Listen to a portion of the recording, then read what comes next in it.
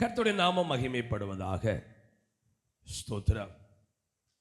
தேவனுடைய சத்தத்துக்கு கீழ்ப்படிவதனால் ஆமென் நன்மை உண்டாகும்.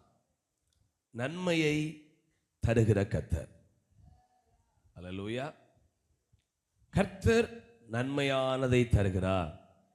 வேதம் சொல்லுகிறது, நன்மையான எந்த ஈவும் பூர்ணமான எந்த வரமும் பரத்திலிருந்து உண்டாகி ஜோதியின் பிதாவிடத்திலிருந்து இறங்கி வருது. எத்தனை பேர் நம்புறீங்க? நமக்குரிய ஒவ்வொரு நன்மையும் அங்கிருந்து தான் வரணும். அல்லேலூயா. சோத்ரா.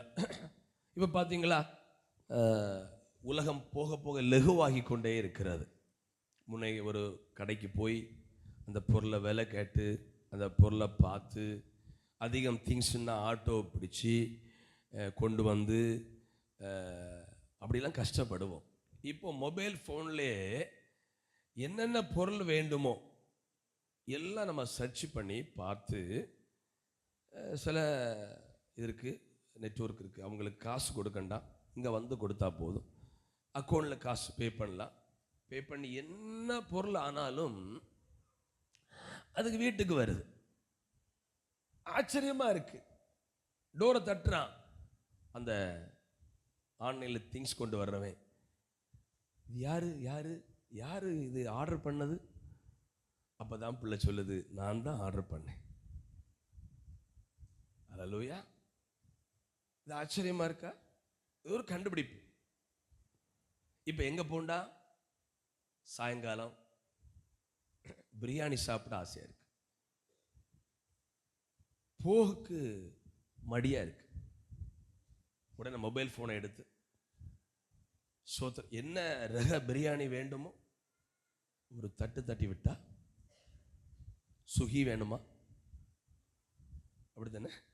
அடிக்கடி இந்த ரேஷன் கடைக்கு விட்ட ஒருத்தர் நிற்பான் சோப்பு பேக் வச்சுட்டு 8:30 மணிக்கு. யார் வீட்டுக்கு வரான்னு தெரியாது. நான் கேட்டேன், இது சோப்பு பேக்குக்காரன் சாயங்காலம் எங்கே வந்தானா? இதுதான் பிரியாணி ஆர்டர் கொண்டு வர்றேன். உங்கள் வீட்டுக்கு வந்தானா தப்பு இல்லை. எல்லாம் லகுவாகுது. எங்கேயோ இருக்கிற பொருள் வாகனத்தில் ஏறி நம்ம வீடு தேடி வருது, கதவை தட்டி பொருளை கொடுக்கிறான். இது போல நம்முடைய நன்மைகள் எல்லாம் பரலோகத்தில் இருக்கிறது. அங்கிருந்து வீடு தேடி வந்து கர்த்தர் நமக்கு கொடுக்கிறார். நம்புற மட்டும் ஒரு சொல்லுங்க பார்ப்போம். காசு மட்டும் பே பண்றோம். நம் கிரயமாக விசுவாசத்தோடு ஜெபித்தால் போதும், கர்த்தர் நமக்கு தேவையான நன்மைகளை தருவார். ஜார்ஜ் முல்லர் நினைக்கிறேன், இல்லைன்னா இன்னொரு தேவ ஊழியன், ஆயிரக்கணக்கான பிள்ளைகளை ஆர்ஃபனேஜ், தாய் தகப்பன் இல்லாத பராமரிக்க முடியாத பிள்ளைகளை தன்னுடைய அநாத சாலையிலே அவர் வைச்சிருக்கிறார். ஒரு நாள் சாப்பாடு இல்லை, அநேக இடத்துல இவர் கேட்டுதான் பிள்ளைகளுக்கு சாப்பாடு போடுவார். ஒரு நாள் எந்த இடத்தில் நன்மை வரவில்லை, காலம உணவு சுமார் 700-600 பிள்ளைகளுக்கு சாப்பாடு கொடுக்கணும். பிள்ளைகள் எல்லாம் டைனிங் ஹாலில் சொத்திரம் உட்கார்ந்து இருக்கிறாங்க. முன்னால் பிளேட் வைக்கப்பட்டிருக்கிறது. பிள்ளைகளை குறித்து தெரியும், கொஞ்சம் லேட்டானா அவன் அதை கொட்டடிக்க ஆரம்பிப்பான். நேரம் ஆகிட்டே போகுது. ஆமேன். அந்த வார்டன் சொல்கிறார், எல்லாரும் ஜெபம் பண்ணுங்கள் அப்படின்னு. ஆனால் சமையல் அறையை பார்த்தா பாத்திரம் எல்லாம் காலியாக இருக்குது, சமையல் பண்ணவே இல்லை. ஆமேன். ஊழியக்காரர் சொல்கிறார், எல்லாரும் ஜெபம் பண்ணுங்கள் சாப்பாட்டுக்காக. பிள்ளைகள் ஜெபம் பண்ணி முடிக்கும் போது ஒரு பெரிய வண்டியில் சாப்பாடு வந்திருக்கிறது. அல்லேலூயா. ஏதோ ஒரு பெரிய மனுஷன் வீட்டில் ஒரு விருந்து, ஏதோ ஒரு காரியத்து நிமித்தம் விருந்து ரத்தாயிற்று. அதில் சமைக்கப்பட்ட சாப்பாடு எல்லாம் வேஸ்ட் ஆகி போகக்கூடாது. யாரோ சொன்னார், அங்கே ஒரு ஆர்ஃபனேஜ் இருக்குது, ஒரு வெள்ளைக்காரர் நடத்தி கொண்டிருக்கிற, அங்கே கொண்டு கொடுங்கன்னு சொல்லும்போது அந்த ஆகாரம் எல்லாம் நேரம் இங்கே வருது. எத்தனை நம்புறீங்க பாஸ்டர்? அதெல்லாம் நாங்கள் பார்க்கல பாஸ்டர், எங்களை நடத்தி கொண்டிருக்கிறார் என்பது சொன்னாலும் சந்தோஷம். அப்படிலாம் அனுபவிச்சிருக்கிறேன்னு சொல்கிறவங்க கூட சொல்லுங்க பார்ப்போம். நிச்சயம் நன்மைகளை கர்த்தர் தருவார். விசுவாசிகளும் அநேகரதை அனுபவிச்சிருக்கிறீர்கள். கையில் உயர்த்தி சொல்லுங்க பார்ப்போம். எங்கள் ஊழியத்தில் தேவைகள் நெருங்கும் போது பல முறை அநேக நேரம் காணிக்கையை கையில் வாங்கி வச்சுட்டு, இது யார் சொன்னாப்பா அவங்களிடத்துல, இது எப்படி இருக்குது, நமக்கு தேவையான பணம், இது யார் முன்புன்னு தெரியாதே அப்படி சொல்லி அழுதுருக்கிறோம், ஆனந்த கண்ணீர் வடித்திருக்கிறோம். இப்போ ஞாபகம் இருக்கிறது, ஒரு சௌரம சர்ச்சுக்கு ஸ்பெஷல் மீட்டிங் வருவாங்க, பள்ளியை சேர்ந்தவர்கள். அவங்க நண்பர்கள் ஒருவருக்கு பிள்ளை இல்லாமல் இருந்தது. அப்போது அவங்க வீட்டில் ஜெபிக்க போகும்போது அந்த வீட்டுக்காரங்க ஜெபம் பண்ணோம். சோத்திரம். அந்த குடும்பத்தில் பிரச்சனை மாறி ஒரு அற்புதம் நடந்தது. சோத்திரம். அப்போ அவங்க ஒரு 5,000 rupees காணிக்கை கொடுக்க நினைச்சிட்டு இருக்கிறாங்களா. புருஷன் சொல்றா, நம்ம குடும்பமாக போய் சர்ச்சில் காணிக்க வைக்கணும். நம்ம சர்ச்சுக்கு வராதவங்க, பேருக்கு சபைக்கு போகிறவங்க. ஆனால் திடீர்னு ஒரு நாள் அந்த சகோதரியும் அந்த பிள்ளையும் தாயும் இங்கே வர்றாங்க. சோத்ரா.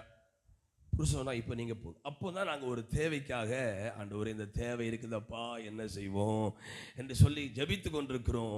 சோத்ரா. ஆகவே அந்த நேரம் பார்த்து புருஷனா, நான் இப்போ வரல, நீங்களே போங்க என்று வீட்டுக்கு அனுப்பி வச்சாங்க. அல்ல சொல்லுங்க பார்ப்போம். பொறாமை இல்லைன்னா அல்ல சொல்லுங்க பார்ப்போம். எங்களை கர்த்தர் அப்படி நடத்துகிறார், உங்களையும் கர்த்தர் நடத்துவார்.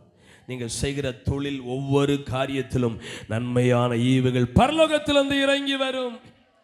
இப்போ ஆன்லைனில் ஆர்டர் பண்ணிட்டு சொத்துறோம், நம்ம காசு பே பண்ணுறது போல அதுக்கு நம்ம வீட்டில் இருந்து கிரயம் செலுத்தணும், ஜெபிக்கணும். விசுவாசத்தோடு கூப்பிட்டால் எங்கேயோ இருக்கிற ஒரு பொருள் வரும். அது ஒரு ஆப்ஷன் இருக்குது. ரிப்பேர் ஆனால் ஃபோட்டோ எடுத்து திரும்ப வருது. எங்களுக்கு ஒரு திங்ஸ் கார்டு க்ளீன் பண்ண ஒரு திங்ஸ் அது உடைஞ்சு வந்தது, அது திரும்ப போட்டால் திரும்ப ஃப்ரெஷ்ஷாக வந்தது. அல்லேலூயா. நான் சொல்கிறேன், இங்கே ஆர்டர் பண்ணால் சில நேரம் உடைஞ்சு வரும். பிரியாணி ஆர்டர் பண்ணால் பீட்டை எடுக்காத கோழி உள்ளே இருக்கும்.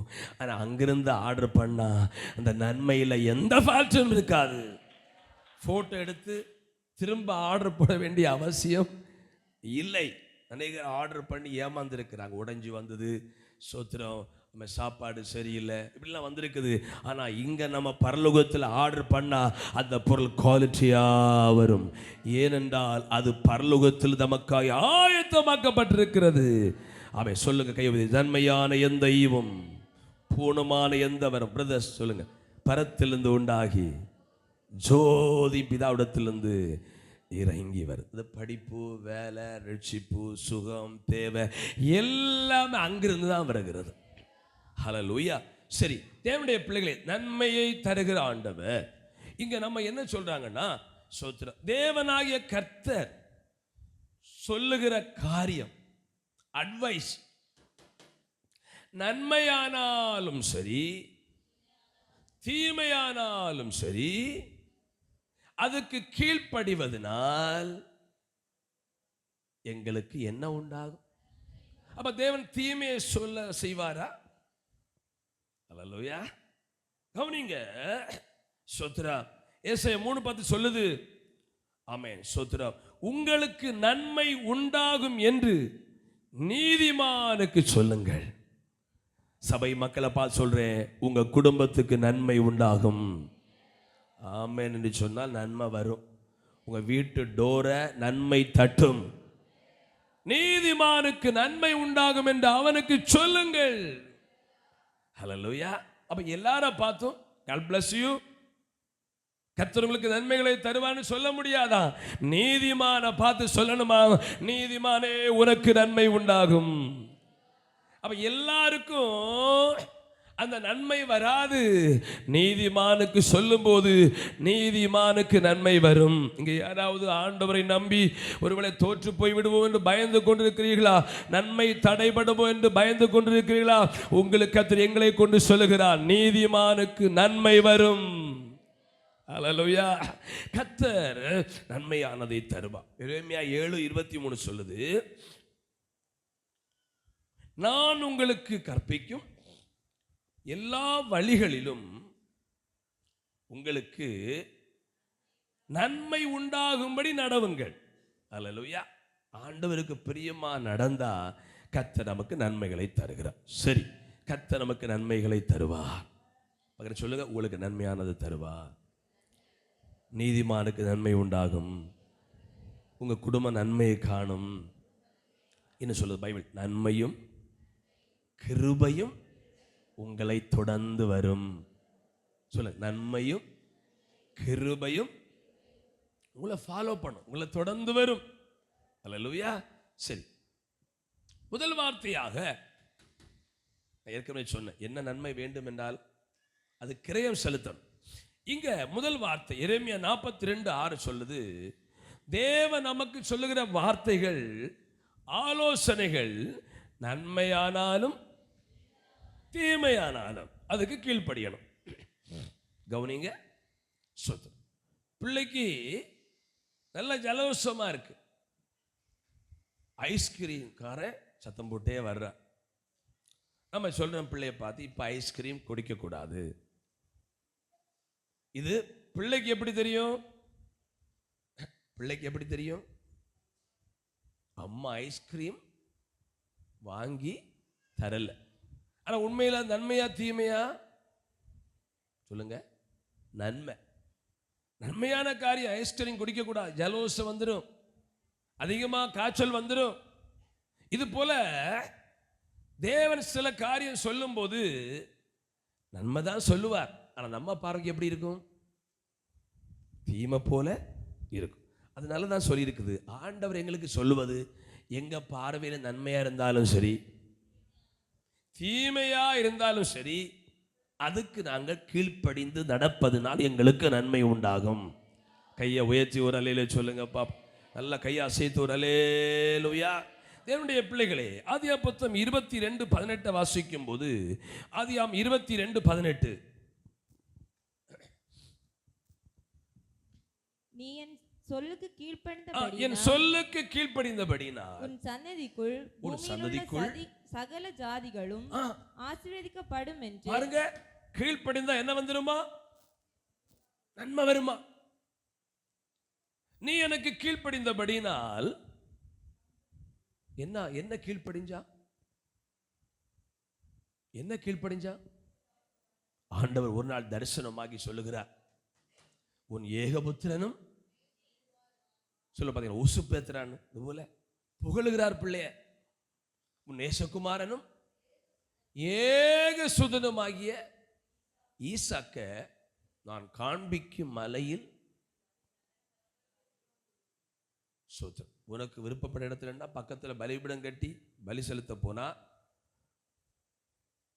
சாரால் விடுவாங்களா? சாரா விடுவாங்களா? நம்ம ஊர் பக்கம் ஒரு சகோதரி, மனநோய் பிடிச்ச சகோதரி, குளிக்க போன இடத்துல பெற்ற பிள்ளைய தண்ணிக்குள்ள முக்கி பிடிச்சாங்களா? கொல்லக்கு புத்தி குழப்பானதுனால யாரோ கண்டு காப்பாத்தி, ஒருவேளை கிட்ட பலிபீடம் கட்டி விறகெல்லாம் அடுக்கும் போது ஆபிரகாமை பார்த்து சாரா கேட்கிறார், நம்ம பண்ணல என்னங்க இது எதுக்கு? இப்போ வெளியில அடுப்ப கூட்டுதிய, வீட்டில் கேஸ் எல்லாம் இருக்குல்ல. அது நேற்று இரவு தேவன் எனக்கு ஒரு தரிசனம் கண்டார், தந்தார். அது என்ன தரிசனம்? நம்ம பிள்ளைய அவருக்கு பலியிடணுமா. இந்த அம்மா இந்த பலமில்லாத காலத்துல பெத்த பிள்ளைய கொல்லவா பாக்குற? ஒரே கூட்டி எல்லாரும் பாருங்க. என் வீட்டுக்காரருக்கு ஒரு மாதிரி போல இருக்கு, எல்லாரும் பாருங்க, சீக்கிரம் வாருங்க, ஊர் மக்களே வாருங்க, என்னை காப்பாத்துங்க காப்பாத்துங்க. இங்க வந்து பார்த்தா பலிபீடம். நடக்குமா காரியம்? நான் எப்படி நினைக்கிறேன், அம்மா கரையதை பார்த்து ஈசாக்கு உசார் ஆயிடுவான். என்னம்மான்னு கேட்ட மன ஓடிடு, ஒன்னதான் அப்பா. கவனிங்க, இப்போ ஈசாக்கு பலி சொல்ல என் பிள்ளைய பலியிட சொல்ல தீமையா நன்மையா? விசுவாசியாதவனுக்கு இது தீமையா தெரியும். தெய்வத்தை ஆபிரகாமை போல விசுவாசிக்கிறவனுக்கு இது நன்மையாய் தீரும். பைபிள் சொல்லுது, மரணத்திலிருந்து தன் பிள்ளை உயிரோடு கொண்டு வர வல்லவர்னு நம்பினானா. ஹல்லேலூயா. இப்ப அவர் சொல்லி இவனை ரெண்டா வெட்டி பலி செலுத்தினாலும் இவனை திரும்ப உயிரோடு கொண்டு வர வல்லவரா இருக்கிறார். ஆபிரகாமுக்கு கல்லுகளினாலே நான் சொல்லியிருக்கிறேன், நான் சொல்லி பார்த்தீங்களா, ஒரு பையனுக்கு பெண் தேடி பெண் கிடைக்கல. கோயம்புத்தூர்ல எங்க பைபிள் காலேஜ் ஐபிஏ சர்ச் பெத்தில் அந்த பைபிள் காலேஜ் ஸ்தாபகர் யோபு ஞான பிரகாசம் ஒரு சம்பவம் சொல்லுவார்.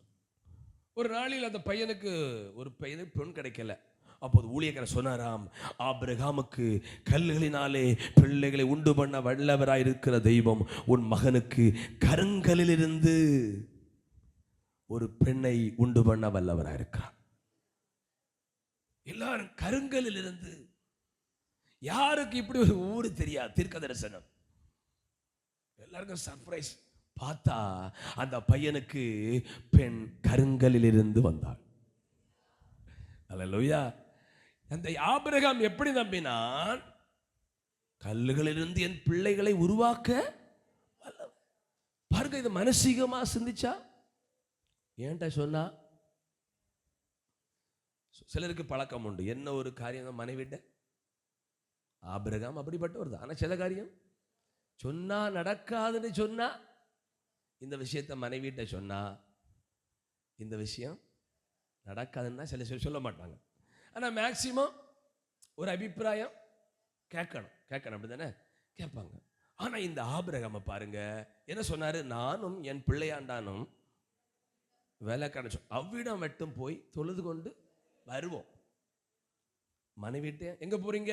இவ்வளவு விறகெல்லாம் எடுத்து ஆண்டவருக்கு பலி செலுத்த போறேன்னு சொல்லி போறாங்க.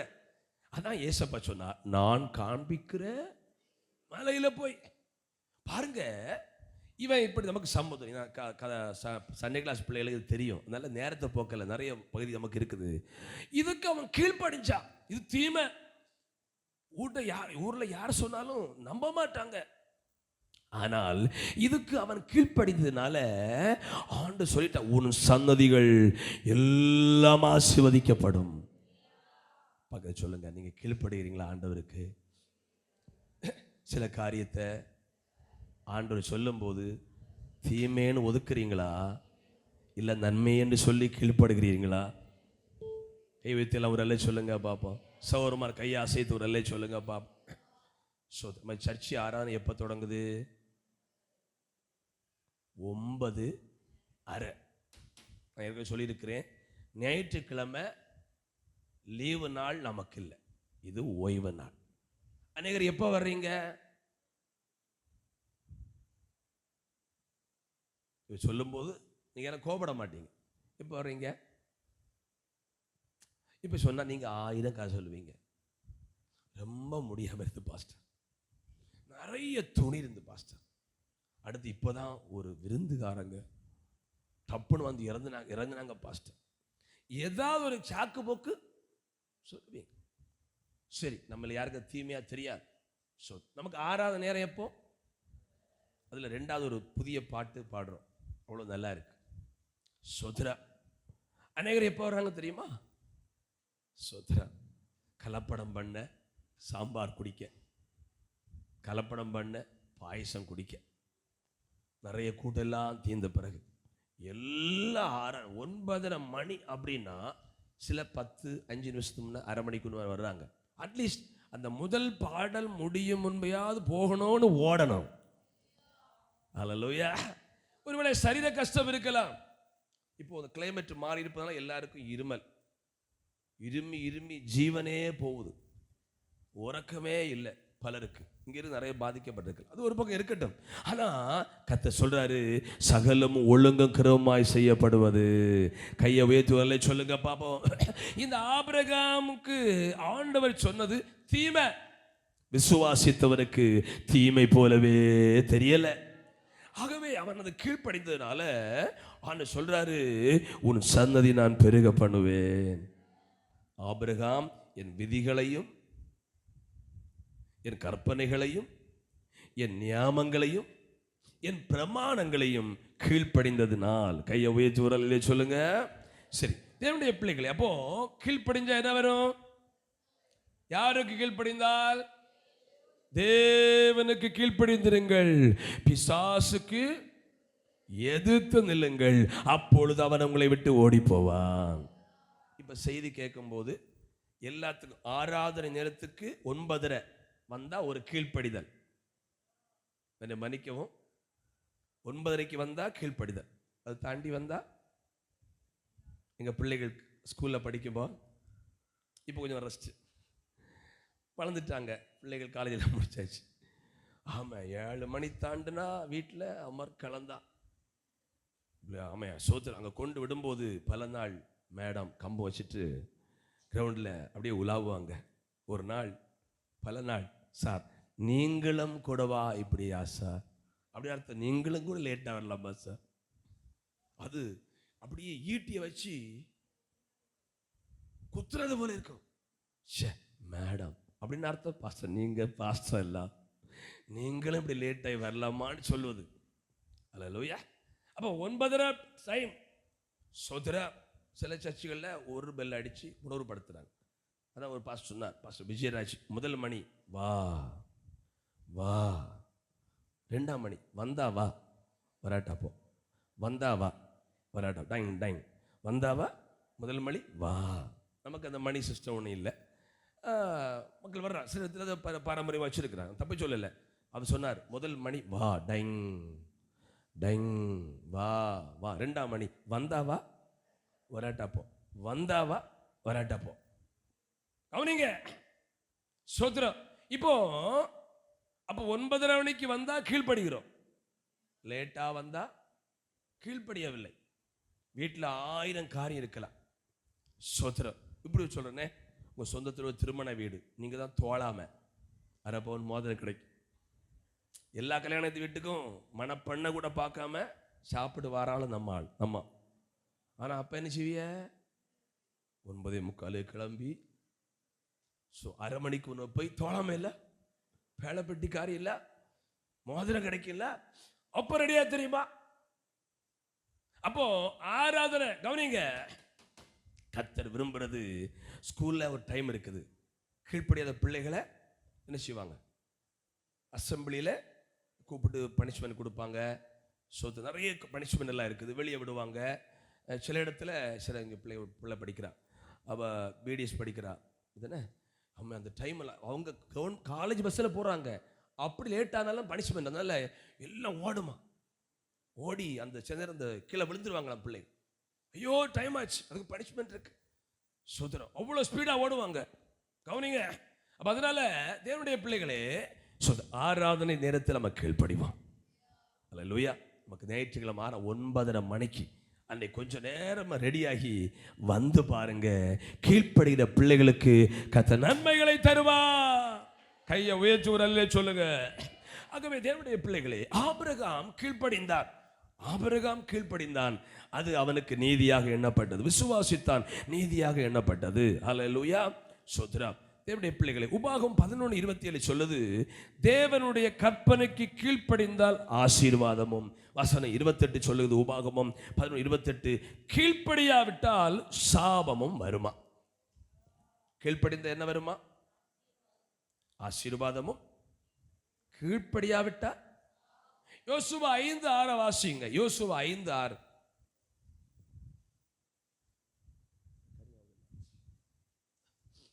யோசுவா 5:6. எகிப்திலிருந்து புறப்பட்ட எல்லா ஜனங்களும் விருத்த சேதனம் பண்ணப்பட்டிருந்தார்கள். அவர்கள் எகிப்திலிருந்து புறப்பட்ட பின்பு கர்த்தருடைய சத்தத்திற்கு கீழ்ப்படியாமற் போன எகிப்திலிருந்து புறப்பட்ட 5:6 சாரி யோசுவா 5:6 தானே. கர்த்தருடைய சத்தத்திற்கு கீழ்ப்படியாமற் போன எகிப்திலிருந்து புறப்பட்ட யுத்த புருஷனான யாவரும் மாலு மட்டும் இஸ்ரவேல் புத்திரர் 40 வருஷம் வனாந்திரத்தில் நடந்து திரிந்தார்கள். ஒரு அலை சொல்லுங்க பாப்போம்.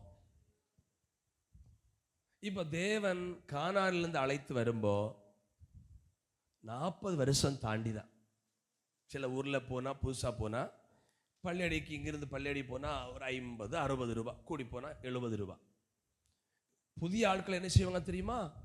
அவங்கள இப்படி ஏற்றி, ஏன்னா கிலோமீட்டர் படியெல்லாம் ரேட்டு, அப்படி நடுவத்தங்குளம் தானே, அங்கே போய் திரும்ப குளிக்கோடு போய் திரும்ப அங்கோடி வந்து திருப்பந்தோட்டு கோயிலுக்கு போய் அப்படி எட்டணி போய் திரும்ப முருங்கோலை ஒரு 200 ரூபா வாங்குவாங்க. ஆண்டவர் என்ன பண்ணா தெரியுமா? 2-3 நாளில் போக வேண்டிய கானான 40 வருஷம். ஏன்னா கீழ்ப்படியான போனவன் நிமித்தம். சிலர் கீழ்ப்படியல. இது என்ன குழப்பம் தெரியுமா? ஒரு வீட்டில், ஒரு சபையில், ஒரு தேசத்தில் ஒருவர் கீழ்ப்படியாதனால மீதி எல்லாருக்கும் அலைச்சல். நல்லா கையை கொட்டி கத்திர தோத்திரம் பண்ணுவோம். கையாசைத்து ஒரு அல்லேலூயா சொல்லுங்க. உற்சாகமா இருங்கன்னு சொல்லுங்க. உற்சாகமா இருங்க சொல்லுங்க. உங்கள் காதுகள் திறந்திருக்கட்டும், கண்களும் திறந்திருக்கட்டும். அல்லேலூயா. கவனிங்க, ஏன் 40 வருஷம்? இதை தியானிக்கும் போது எனக்கு ஆச்சரியமா இருந்தது. தேவனுடைய திட்டத்துல இஸ்ரவேல் மக்களை கானானுக்கு கொண்டு போக வேண்டும் என்கிற திட்டம் இருந்தது. ஆனா 40 இயர்ஸ், 40 வருஷம் நடக்க வச்சு கொண்டு போக வேண்டும் என்கிற திட்டம் தேவனுடைய திட்டத்துல இல்லை. அது இவங்க கீழ்ப்படியாதபடி நடந்த காரியங்கள். இதை ஏற்றுக்கொள்கிறீங்க? கையாசிக்க சௌர்மார் நல்லா கையாசித்து தேவனுடைய திட்டத்தில் இல்லை ப்ளூ பிரிண்ட் போடும்போது 40 வருஷம் இவங்களை வனாந்திரத்தில் மேய்க்கணும், அலைய பண்ணவே திட்டம் இல்லை. ஆனா இவங்க கீழ்ப்படியாமல் போனபடியினால் அந்த 40 வருஷம் வந்தது. ஆண்டவர் என்ன பண்ணார் தெரியுமா? கவனிங்க, இயற்கை மரணம் வரணும். ஏசப்பா நினைச்சா எல்லாரையும் கொன்றிருக்கலாம். தேவன் கொன்று விட்டார்னு சொல்லக்கூடாது என்பதற்காக எல்லாரையும் நடக்க பண்ணினார். அல்லேலூயா. எப்படி நினைக்கிறேன், பிள்ளைகளுக்கு ஒரு அறிவு வந்து ஏன் ஆண்டவர் இப்படி அலைய பண்ண தெரியுமா கேட்டியா? உன் அப்பன் செய்த காரியத்தினாலேயாகும் இவ்வளவு கஷ்டம் நடக்கும். அப்ப பிள்ளை என்ன செய்யும்? ஆண்டவரே எனக்கு அப்பா சீக்கிரம், எனக்கு அப்பா சீக்கிரம். அப்பதான் என்ன செய்யும் சொல்லுங்கம்மா? கீழ்ப்படியாத யுத்த புருஷனாலதான் 40 வருஷம் நடந்தாங்க. அப்ப மக்கள் என்ன சொல்லி இருப்பாங்க? ஆண்டவரே கீழ்ப்படியாத எல்லாம் சீக்கிரம் போய் சேரட்டும் ஆண்டவரே. அப்ப எங்களுக்கு என்ன குறையும்? நட அலைச்சல், சீக்கிரமா கானல்ல போய் பாலும் தேனும் சாப்பிடலாம். அல்லேலூயா. நான் சொல்ல எத்தனை புரியுது? கொஞ்சம் இது கொஞ்சம் இந்த நரம்பூசி போடுறது போல இருக்கும். ஏன்னா நரம்பு ஊசி போடுறது போல இருக்கும். நான் நினைக்கிறேன் இந்த மக்கள் 40 வருஷமும் சோத்திரம் அந்த ஆளை அரைஞ்சிருந்தா நான் நினைக்கிறேன் அடியும் கொடுத்திருப்பாங்க. ஒன்னால தான் நாங்க இவ்வளவு படுறோம். சிலர் செத்து தொலைவிட இருப்பாங்க. அப்ப தேவனுடைய பிள்ளைகளே பாருங்க, கீழ்ப்படியாமல் போனபடினால் அந்த ஜனங்கள் 2-3 நாளிலே போய் சுதந்திரித்துக் கொள்ள வேண்டிய கானான 40 வருஷம் கஷ்டப்பட்டு சுதந்திரிச்சாங்க. எல்லாருக்கும் இப்ப என்ன ஆச்சரியமா, போதும் கானானாவது இப்படி சொல்லுங்க பாத்தீங்களா? சோத்திரம். ஒரு பிரயாணம் போகும்ப டூரு போகும்ப அந்த பேலஸ் பார்க்கணும். வீட்டுக்கு வரும்ப யாழுகட்டு பலங்கட்டு உறக்கம் இல்லாம கொசுகடி வாங்கி போகும்போது எப்படி இருப்பாங்க? டூர் போறேன். எங்க போறீங்க? எத்தனை நாள்? ஒரு வீக், 1 வீக். பிள்ளைகளுக்கு வந்து கொண்டாட்டம், அம்மா அப்பா கூட இல்லை, அப்படி டான்ஸ் ஆடலாம், பாட்டு பாடலாம். வீட்டுக்கு வரும்போ அடுத்து 1 வாரம் லீவு, பள்ளி போக முடியாது. இந்த மக்களை பாருங்க, சோதரம் கானான் என்று சொல்லி வரும்போது சந்தோஷமா, ஏன்னா விளம்பரம் கானான் தேசம் என்னோடும் பாலும் தேன். ஆனா கிடைக்கல, எக்காட்டுவது போல இருக்குது. பாலும் தேனும் 40 வருஷம் சிலருக்கு வெறுத்து போனது. அப்படி ஒரு பாலும் தேனும் வேண்டாம், திரும்ப எகிப்திற்கு போயிடுன்னு சொல்லிட்டாங்க. எனக்கு அன்பார்ந்தவருடைய பிள்ளைகளை, அப்போ கீழ்ப்படியாமல் போனால் அவன் நன்மை கிடைக்கும், ஆனால் சுற்றி சுற்றி சுற்றி சுற்றி வரும். ஒரு சொல்லுங்க பாப்போம். இப்படி யாராவது தப்பா நினைக்காதீங்க. சிலருக்கு அரசு வேலை கிடைக்கும். எப்போ தெரியுமா? எத்தனை மாசத்துல ரிட்டையர்டு சோத்திரம். நீ கல்வி அமைச்சிடலாம். நீங்க 60? ஆமா, அவட்ட கேட்கணும். பொய்யா மொழி, அன்பில் மகேஷ் பொய்யா மொழி நம்ம அமைச்சர்கிட்ட கேட்டால் தெரியும். 60 வயசு போட்டுருவோம். சிலருக்கு எப்போ கிடைக்கும் தெரியுமா வேலை? 59 கிடைக்கும். அப்போ இந்த மாடுகளை அடக்க முடியுமா? எங்களுக்கு தெரிந்த ஒரு சகோதரி பூனால வேலை பார்த்தாங்க. பிறகு இங்க பக்கம் அது சென்ட்ரல் ஏதோ ஒரு ஸ்கூல், கவர்மெண்ட் ஸ்கூல் தான். பிறகு ஹெட் மாஸ்டர் டார்ச்சர் பண்றாங்க. அந்த அம்மா எங்க கூட ஸ்பெஷல் மீடியா வருவாங்க. அதனால சகோதரி டார்ச்சர் பொறுக்க முடியாம ரிசைன் லெட்டர் கொடுத்துட்டாங்க. இன்னும் 10 வருஷமா 7 வருஷம் இருக்கு, எனக்கு நடக்க முடியாது, பயங்கர டார்ச்சர். மத்திய அரசு ஏதோ வேலை பார்க்குறாங்க, ஒரு டீச்சராக கொடுத்துட்டாங்க. அப்போ பார்க்க நாங்கள் ஜெபம் பண்ண போனோம். வீட்டுக்கார ஒரே ப்ரெஷர், எதுக்கு நீ இந்த இவ்வளோ கஷ்டம், நல்ல ஒரு அரசு வேலையை நேரமே கொடுத்துட்டேன்னு சொல்லி அவர் சண்டை. நாங்கள் போய் ஜெபம் பண்ணி சோத்திரம் திரும்ப ரிசல்ட்டை திரும்ப வாங்கினாங்க. ஒரு சின்ன காணிக்கையும் கொண்டு வந்து, பாஸ்டர் இது வரைக்கும் நான் எவ்வளோ சண்டை போட தெரியுமா, திரும்ப போய் வாங்கிட்டு வாங்கவே இல்லை, எனக்கு வேலையே வேண்டான்னு சொன்னா, நீங்கள் ஜெபித்து போன மறுநாள் ரிசல்ட்டில் திரும்ப நல்ல வேலை அவங்க அங்கே ஃபார்வேர்டு பண்ணலை, அவங்க திரும்ப இப்போ வேலைக்கு போயிட்டு இருக்கிறாங்க. அப்போ 60 வயசு ரிட்டையர்டுனா 59 வேலை கிடைச்சா சொல்லுங்க, அவங்க சந்தோஷமா போக மாட்டேன். ஏன்னா அவங்க பலன் போயிட்டு. இந்த ஜனங்கள் அப்படிதான் 40 வருஷம் அலைஞ்சி அலைஞ்சி போதும்னு போயிட்டு. அப்ப நான் இதுல ஒரு சத்தியத்தை நான் கற்றுக்கொண்டேன். அவன் கர்த்தருக்கு கீழ்ப்படியாமல் போனா நன்மை தருவார், ஆனா சந்தோஷமா அதை அனுபவிக்க முடியாது. அப்படிதானே? சோத்ரா, சந்தோஷமா அனுபவிக்க முடியாது. சோத்ரா, பைபிள் சொல்லுது, அனுபவிக்கும் பாக்கியத்தை அவனுக்கு கொடுக்கவில்லை, ஆனா கீழ்ப்படுகிற பிள்ளைகளுக்கு அந்தந்த காலங்கள் நன்மைகளை கத்த தருவார். சந்தோஷப்படல சொல்லுங்க பாப்போம். அப்ப எங்கெல்லாம் நீங்க கீழ்ப்படி, இன்னும் ஞானசாரத்து ஒப்பு கொடுத்த நீங்கள் கீழ்ப்படியலையா? ஆமென். ஒரு சகோதரி, அவங்க சிலருக்கு அது விருப்பம் இருக்கா, போகும்போதே சொல்லுவோம். ஆனா இன்றைக்கு நான் இந்த இடையில அங்கே போனப்போ சொன்னாங்க, நான் ஞானசாரம் எடுக்கணும். ஹல்லேலூயா. யாரா ஞானசாரம் எடுக்க ஏதாவது ஒரு காரியம் கர்த்தரை கீழ்ப்படியாம இருக்கிறீங்களா? இன்றைக்கே தேவனுடைய வார்த்தைக்கு கீழ்ப்படியுங்கள். ஹல்லேலூயா. அதனால் உங்களுக்கு நன்மை உண்டாகும்.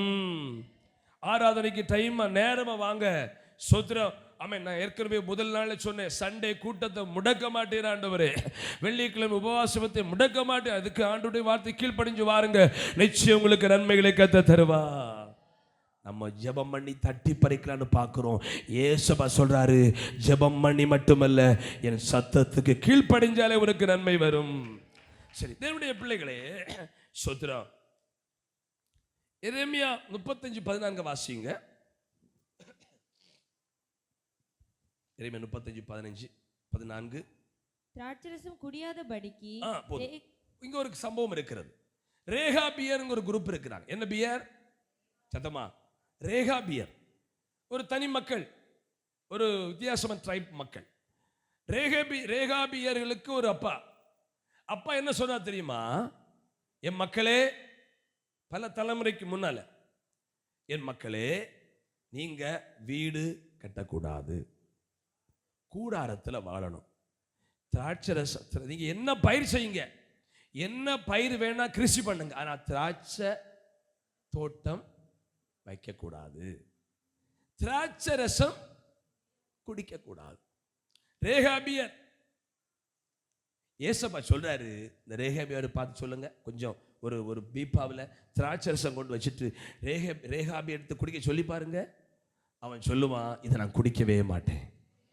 என்னுடைய அப்பா சொல்லியிருக்கிறார், நீ திராட்சை தோட்டம் அமைக்க கூடாது, திராட்சை ரசம் குடிக்க கூடாது. ஏசப்பா சொல்றாரு, ஒரு சாதாரணமான மனுஷன் சொல்லியிருப்பதற்கு தலைமுறைகள் கீழ்ப்படியுமானால் ஜீவ சுவாசத்தை தந்திருக்கிற நான் சொல்வதற்கு என் கற்பனைக்கு நீ ஏன் கீழ்ப்படியல? இன்னும் ஞானஸ்தானம் மூழ்கி எடுக்குன்னு சொன்னா நான் தெளிச்சது போதுன்னு சொல்லி இருக்கிறாங்க அநேகம் பேர். நான் தெளிச்சிட்டேன் சின்ன பிள்ளையில. எங்க இருக்கு பைபிள்ல தெளிச்சு ஞானஸ்தானம்? பைபிள் என்ன இருக்கு? தண்ணீருக்குள் மூழ்கி திருமுழுக்கு. உடலை சொல்லுங்க பார்ப்போம். கீழ்ப்படியணும் தேவனுடைய வார்த்தைக்கு. சோத்ரம் தேவனுடைய பிள்ளைகள். அப்போ முதல் ஆசீர்வாதம் எங்க இருக்கு? சீக்கிரம் சொல்லுங்கம்மா. தேவனுக்கு. பைபிள் சொல்லுது எல்லா காரியத்திலும். இன்னும் பாருங்க, பைபிள் சொல்லுது, மனைவிகளே உங்கள் சொந்த, ஏன் அப்படி சொல்லியிருக்கு? சொந்த புருஷருக்கு, சொந்த புருஷன் நிறைய பேர் கீழ்ப்படிய மாட்டான். அல்லேலூயா. இப்போ பாஸ்டர் உங்கள் வீட்டில் ஜெபம் வரா, நீங்கள் பாஸ்டர் வந்த உடனே கனம் பண்ணி கிளாஸில் தண்ணியெல்லாம் குடிக்க பாஸ்டர் ஒய்ஃப் வரும்போது வீட்டுக்காரர் கேட்குறாரு, சாப்பிட டேபிளில் இருந்துட்டு ஒரு கிளாஸ் தண்ணி கொண்டு வா, அப்போ நீங்கள் எடுத்து போய் குடியும் அப்படி சொல்லிட்டு பாஸ்டர் மாதிரி ஜெபம் பண்ண வரும்போது தண்ணி தந்தா என்ன இருப்பார்? என்ன சொல்லுவார்? கட்டின புருஷனுக்கு தண்ணி கொடுக்க முடியும். ஸ்தோத்திரம். சிலர் புருஷன் நிற்கும் போது அவரை பற்றி குறை சொல்லுவாங்க. நாங்கள் ஜெபிக்க வந்தா கூட உங்க வீட்டுக்காரரை குறித்து எங்கள்கிட்ட சொல்லப்படாது. அப்போ நீங்க சொன்னாலும் உங்களுக்கு சப்போர்ட் பண்ணவே மாட்டோம். நான் அவரை உயர்த்தி தான் பேசுவேன். என்ன சிஸ்டர் நீங்க இப்படி இருக்கிறீங்க, பிரதர் எவ்வளோ, அப்படிதான் பேசுவேன் நீங்க சொன்னாலும். ஏன்னா அது ஒரு கிருபை. ஏன்னா அவர் எப்படியா ரட்சிக்க பண்ணும். பாஸ்டன் சேர்ந்து அடிக்கிறார். சத்தமா சொல்லுங்க ஒரு அல்லேலூயா. இன்னும் பாருங்க, புருஷர்கள் மனைவிமார்கள் புருஷர்களுக்கு எல்லா காரியத்திலும் கீழ்ப்படியணும். இன்னொரு வசனம் சொல்லுது, ஒருவருக்கொருவர் கீழ்ப்படியுங்க. அப்போ மனைவி மட்டும் கீழ்ப்படிஞ்சா போதாது, புருஷர்களும் கீழ்ப்படியணும். முதல் வார்த்தையாக கீழ்ப்படிங்கம்மா.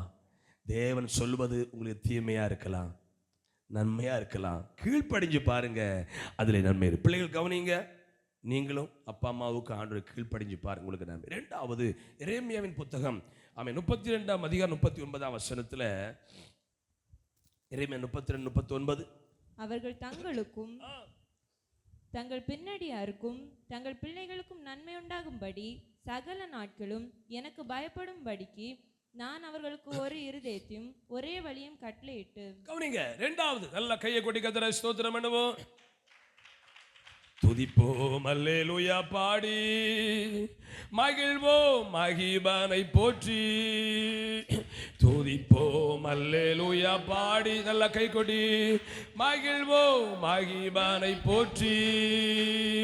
மகிமை தேவ மகிமை, தேவ தேவனுக்கே மகிமை. அல்லேலூயா மகிமை தேவ தேவ தேவனுக்கே மகிமை. துதிப்போம் அல்லேலூயா பாடி. ஹல்லேலூயா. இரண்டாவது, உங்களுக்கு நன்மை உண்டாக வேண்டுமானால் ஆண்டவருக்கு பயப்பட வேண்டும். நம்ம எல்லாரும் என்னன்னு தெரிகிறது தெரியுமா? மொத்தத்துல முழங்கால் படியிட்டு ஏசப்பாவை பார்த்து எல்லாம் வந்து சேரும் அப்படி நினைக்கிறோம். ஆனா பைபிள் படி அது தவறு. ஜெபிக்க வேண்டும், ஆனால் நன்மை உண்டாக வேண்டுமானால் கீழ்ப்படிந்து ஜெபிக்க வேண்டும். இரண்டாவது, தேவனுக்கு பயப்பட வேண்டும். யாருக்கு பயப்பட வேண்டும்? தேவனுக்கு பயப்பட. எல்லாரும் ஒரு அல்லே சொல்லுங்க பாப்போம். நல்ல கையை உயர்த்தி ஒரு அல்லேலூயா. ஸ்தோத்திரம். தேவனுக்கு நாம் பயப்பட வேண்டும். நிறைய வசனம் இருக்கிறது. 41ஆம் வசனத்தை வாசிங்க. தேவனுக்கு பயந்து வாழ்ந்தால் அவர்களுக்கு நன்மை செய்யும்படி அவர்கள் மேல் சந்தோஷமா இருந்து. ஒரு அல்ல சொல்லுங்க பாப்போம். சத்தமா சொல்லுங்க. ஐயா எல்லாம் இங்க இருக்கிறீங்களா? உங்களுக்கு நன்மை செய்ய எப்படி இருப்பாரா? சொல்லுங்க. சந்தோஷமா இருப்பாரா? யாராவது ஒரு பொருள் தந்தா நம்ம என்ன விரும்புவோம்? சொல்லுங்க ஐயா, சொல்லுங்க. சிரிச்சிட்டே தந்தா அப்படின்னா, ஆண்டவர் நமக்கு நன்மை செய்ய சந்தோஷமா இருப்பார். அப்போ இஸ்ரவேல் மக்களுக்கு காடையை அழுதுட்டே கொடுத்தாரு, ஒன்னும் உருப்படாம போச்சு. அப்படிதானே? அல்லேலூயா. ஸ்தோத்திரம். இந்த வாரத்தை நாங்கள் நம்ம ஒரு வீட்டில் ப்ரேயர் பண்ண போயிருந்தோம். அந்த அம்மா அந்த சகோதருடைய அந்த அம்மாவுடைய மகளுக்கு நம்ம சர்ச்சில் ஆராதிக்கிறாங்க. இந்த மாதிரி போகும்போது அவங்க கவனிக்கிறீங்களா? அவங்க கையில் பொருள் தராங்க, மரக்கறி தராங்க, இஞ்சி தராங்க. தந்து அவங்களுக்கு நிறையலை. ஐயோ பாஸ்டர் தெரியாமல் உங்களுக்கு வர்றது எனக்கு தெரியாது அப்படி அவங்களுக்கு சந்தோஷம். நான் சொன்னேன், நீங்கள் காணிக்க தராவிட்டாலும் எது நீங்கள் தந்தாலும் சந்தோஷப்பட்டு தான் நாங்கள் வாங்குவோம். அவ்வளோ மகிழ்ச்சி. அவங்களுக்கு தந்து சொல்லுங்க. அவங்க வச்சிருந்த ஒரு நல்ல கடலை எடுத்து, நம்ம கடலை காசு இல்லையா, கடலை தராங்க. பாஸ்டர் கொஞ்சம் ரிமார்க்காக இருக்குது, நம்ம குழப்பம் இல்லை, நீங்கள் சந்தோஷமாக தந்தா. அப்போ தேவன் நம்ம எப்படி ஆஸ்வதிப்பாரா? எப்படி ஆஸ்வதிக்கணும்? நம்ம ஆண்டவருக்கு எப்படி கொடுக்கணும்? சந்தோஷமா கொடுக்கணும். இது ஊழியருக்குள்ள ஆண்டவருக்கே கொடுக்கணும். தேவன் நம்மை நன்மை செய்யும் போது அழுது இஸ்ரவேல் மக்களுக்கு சொன்னது போல கொடுத்த போல தரக்கூடாது, சந்தோஷமா இருந்து தரணும். இதுல நான் நிறுத்துறேன். நமக்கு அடுத்த பதிவு போய் முடிக்க போனோம். ரெண்டாவது, மொத்தத்தில் நீங்க எங்க எல்லாம் கர்த்தருக்கு பயப்படல சோதரா, நீங்க கர்த்தருக்கு பயப்படாம இருந்தா ஒண்ணு நடக்காது. நீங்க கர்த்தருக்கு பயப்பட்டால் உங்க குடும்பத்துக்கு நன்மை வரும். பயந்து வாழுகிறவர்களை உலகம் என்ன சொல்ல தெரியுமா? அறிவில்லாதவன். ஹல்லேலூயா. இவனுக்கு ஒண்ணுமே தெரியாதவன், பிழைக்க தெரியாது சொல்லுது. ஏன்னா தேவனுக்கு பயப்படும் போது மனுஷர் தீமை விட்டு விலகுவார்கள். ஆண்டவருக்கு பயப்பட்டவன் மற்றவங்களை போல நியாயம் சொல்லிட்டு வந்துடுவான். அங்கே சண்டை பிடிச்சி அவங்க கிட்ட ஒரு கெட்ட வார்த்தை பேச, இவங்க கிட்ட வார்த்தை பேச, இப்படிலாம் நிற்க மாட்டான். நியாயம் சொல்லுவான், சொல்லிட்டு நேர வீட்டுக்கு வந்துடுவான். தேவனுக்கு பயப்படாதவன் பல விதத்தில் சண்டை போடுவான்.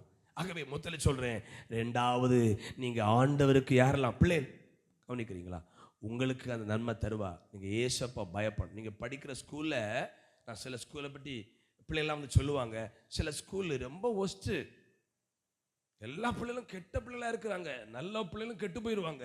ஸோ அதனால கெட்ட பிள்ளையோட சொல்லி நீ சினிமா கதை கேட்டு எல்லா கதையும் படிச்சுட்டு வரக்கூடாது. நீ ஆண்டவருக்கு பயந்த பிள்ளை அதை விட்டு ஒதுங்கணும். ஒருவேளை உன்னை வகுப்பறையில் ஒதுக்கலாம், ஒதுக்கட்டும். ஒரு காலம் வருது அவங்க ஒதுங்கி இருப்பதை கர்த்தர் காண்பித்தார். கையை உயர்த்தல சொல்லுங்க பார்ப்போம். சத்தமா சொல்லுங்க, ஒரு அலையில சொல்லுங்க பார்ப்போம். நல்ல கரங்களை கொடி கர்த்தரை தோத்திரம் பண்ணுங்க பார்ப்போம். சில பிரஸ்டேஜ் ப்ராப்ளம், நம்ம இந்த பிள்ளைகளோட கம்பெனி கொடுக்காட்டா நம்மளை ஒரு மாதிரி நினைப்பாங்களேன்னு நினைப்பாங்க. நீ வேணா அந்த பிள்ளையை குறித்து எழுதி வச்சுக்கா. நீ ஆண்டவருக்கு பயந்தா ஒரு நாள் அவன் உன்னை சந்திக்கும் போது நீ எப்படி இருக்குன்னு கேட்ப. நீ சொல்லுவ, நான் நல்லா இருக்கிறேன். நீ எப்படி இருக்கிற? எனக்கு பாடா. அல்லேலூயா, சோத்திரம். சிலருக்குள் மனஸ்தாபம் இருக்கு. இடையில ஒரு விஷயமா ஒரு தம்பியோட நாங்கள் வண்டியில் போயிட்டு இருந்தோம். அவர் நம்ம ஊரில் ஒரு சகோதரர். அவர் சொன்னார், எனக்கு பேரில் 3 குண்டர் சட்ட கேஸ் இருக்கு, நான் மட்டும்தான் இப்படி இருக்கிறேன், எனக்கு என்னன்னே தெரியல. அவரை பார்த்துருக்கிறேன். அன்னைக்கு தான் நேர பேசணும் ஒரு குறிப்பிட்ட காரியத்தை நிமித்தம். எனக்கு பேரில் எத்தனை சட்ட கேஸ் இருக்கு? 3 வழக்கு. எனக்கு ஜெபம் பண்ணு சரியா? ஒரு நாள் வீட்டுக்கு கூப்பிடுவேன். கொஞ்சம் போதெல்லாம் இருந்தார். ஆனால் அவருக்கு ஒரு மனஸ்தாபம், நான் ஏன் இப்படி இருக்குன்னு. எனக்கு 3 குண்ட சட்ட வழக்கு எனக்கு மேலே இருக்கு. சோதரன், தேவனுடைய பிள்ளைகளே கவனிங்க. அப்ப கர்த்தருக்கு பயந்தால் நன்மை வரும். மூன்றாவது எரேமியா, வாசிப்போமா? 24:5. 24:5. நான் இவ்விடத்திலிருந்து கல்தேயர் தேசத்துக்கு சிறைப்பட்டு போகவிட்ட யூதரை நான் இந்த நல்ல அத்திப்பழங்களுக்கு ஒப்பிட்டு அவர்களுக்கு நன்மை உண்டாக அவர்களை அங்கீகரிப்பேன். மூன்றாவது, கர்த்தர் நம்மை அங்கீகரிக்கணும். நம்முடைய ஆராதனை அங்கீகரிக்கணும். நம்முடைய விசுவாசத்தை அங்கீகரிக்கணும். நம்முடைய காணிக்கை கர்த்தர் அங்கீகரிக்கணும். முதல்ல எப்படி நன்மை உண்டாகுமா? தேவனுக்கு. ரெண்டாவது பயம். தாவி சொல்றார், உமக்கு பயப்படும் பயத்தார் என் உடம்பு சிலிர்க்கிறது. சிலிக்குதா உடம்பு? இல்ல கூலா இருக்கா? உலக மனுஷன போல துணிகரமா போறோமா? மூன்றாவது, கர்த்தர் நம்மை அங்கீகரித்தால் நன்மை வரும். பைபிள்ல பல காரியங்கள் இருக்கிறது. ஆண்டவர் சொல்றார், பழுதற்ற ஒன்று கர்த்தருக்கு காணிக்கையாய் கொடுக்க வேண்டும். அதை தான் கர்த்தர் அங்கீகரிப்பார். ஹல்லேலூயா. அது மட்டுமல்ல, கொடுக்கிறது பழுதற்றதாக இருக்க வேண்டும், உத்தமமா இருக்க வேண்டும். கையை உயர்த்துவது. ஹல்லேலூயா. இல்லை கவனிக்கிறீங்களா? அண்டை காலங்களில் இப்போ கூட சில இடத்துல ஆடு கொண்டு காணிக்க வைக்கிறாங்க, அப்படிதானே? அண்டை காலத்தில் ஆடெல்லாம் கொண்டு காணிக்க பலிக்கு கொண்டுருவாங்க. அப்போ ஒரு சட்டம் இருந்தது, நீண்ட காது. இப்ப எல்லாம் காது, ஆடுக்கு நீண்ட கை, அதெல்லாம் காணிக்க. குறுகின கை, நீண்ட கை ஒன்று ஆண்டவருக்கு ஏன் சொல்லியிருக்கிறேன்? கர்த்தர் உன்னை அங்கீகரிக்க வேண்டுமானால் இந்த நீண்ட கை, குறுகிய கை, நீண்ட கால், குறுகிய கால்லாம் ஒழுங்கற்ற ஒரு பலி.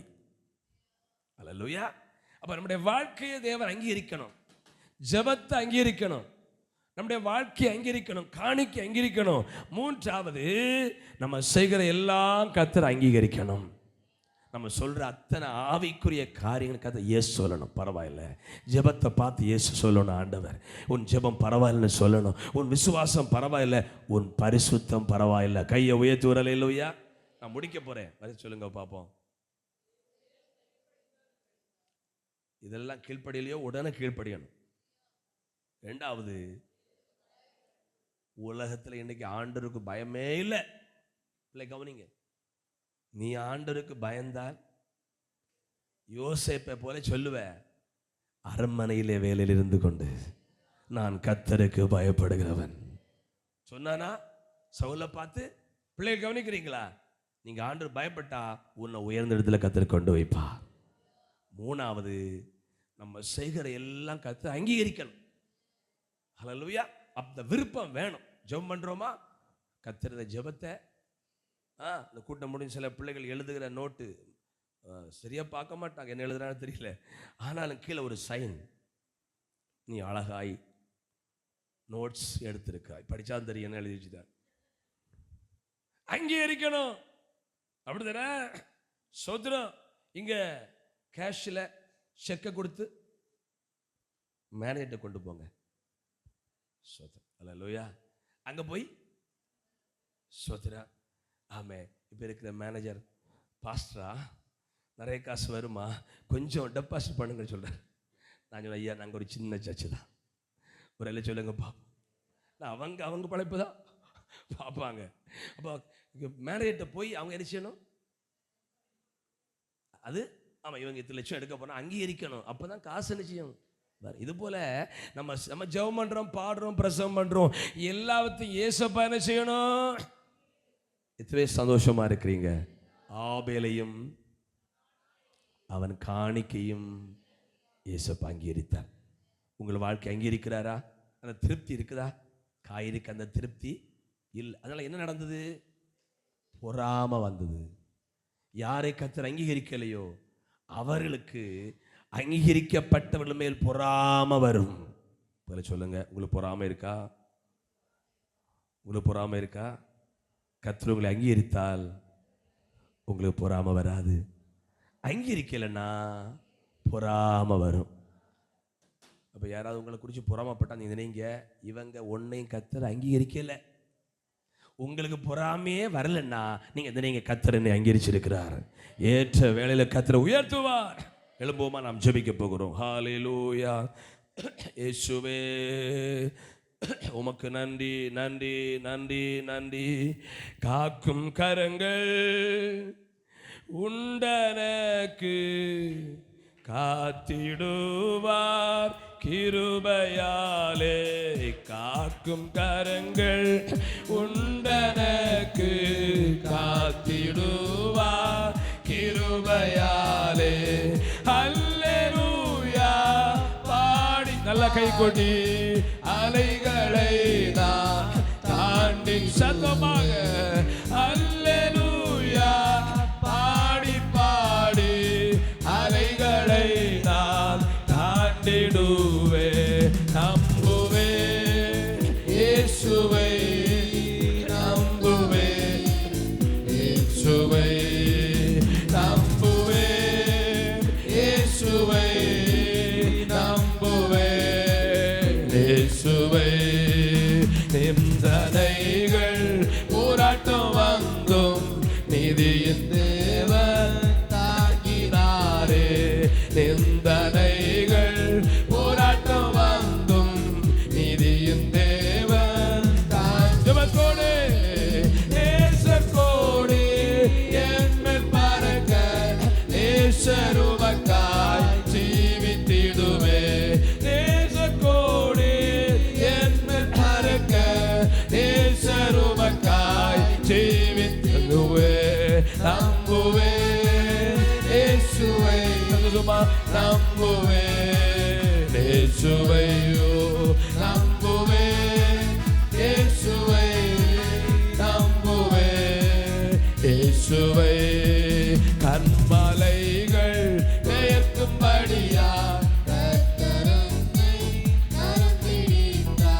கண்மலைகள் பெயர்க்கும்படியா கர்த்தரனை கரம் பிடித்தார். காத்திருந்து பலனடைந்து கழுகு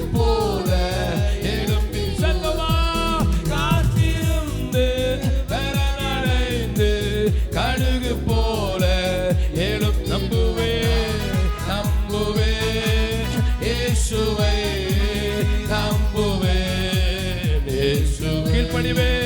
நம்புவே இயேசுவை நம்புவே இயேசு. நல்ல கரங்களை கொட்டி